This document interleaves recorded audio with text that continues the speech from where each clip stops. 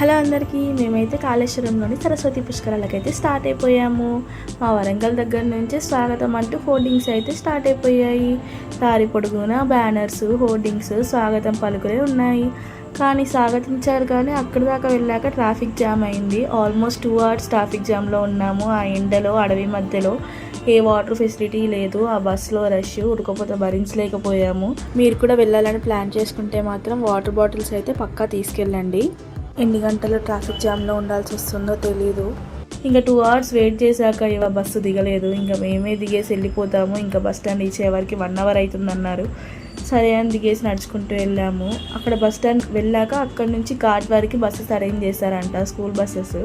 మేమైతే ముందే దిగేసి నడుచుకుంటూ వెళ్ళిపోయాము ఘాట్ వరకు. పక్కన పెయింటింగ్స్ అయితే బాగా వేశారు. పక్కన ఆరోగ్య కేంద్రం కూడా పెట్టారు ఎమర్జెన్సీ మెడిసిన్స్ కోసము.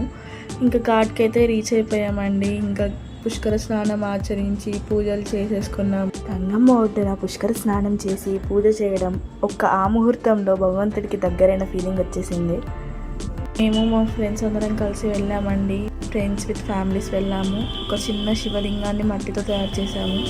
దానికి పసుపు కుంకుమలతో పూజ చేసి మన జీవితంలో మంచి మార్గం చూపించమని ఆ దేవుడిని వేడుకుంటూ దీపాన్ని అయితే వెలిగించేశాము. తర్వాత అమ్మవారికి వడి బియ్యాన్ని సారెగా ఇచ్చామండి.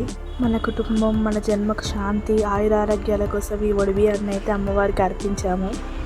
ఇంకా దర్శనానికి అయితే స్టార్ట్ అయిపోయాము. దర్శనం చాలా లేట్ అవుద్ది, ఏంటో ఇంత రష్ ఉంది, ఎంత టైం పట్టింది ఇంకా రిటర్న్ అవ్వడానికి, చాలా మాకు లేట్ అయిపోద్ది అనుకున్నాము. కానీ ఒక 40 minutesలో మాత్రం దర్శనం అయిపోయింది. విఐపి పంపించే వాళ్ళని ఇలా మెయిన్ ఎంట్రన్స్ నుంచి పంపించేస్తున్నారు. నార్మల్ దర్శనం అయితే ఒక చిన్న లైన్ ఉంది, కానీ ఎక్కువ టైం పట్టలేదు. అక్కడ ఉన్న మత్స్యావతారం అయితే నాకు చాలా బాగా నచ్చింది. ఇంకా ఇంటికి రిటర్న్ అయిపోయాము.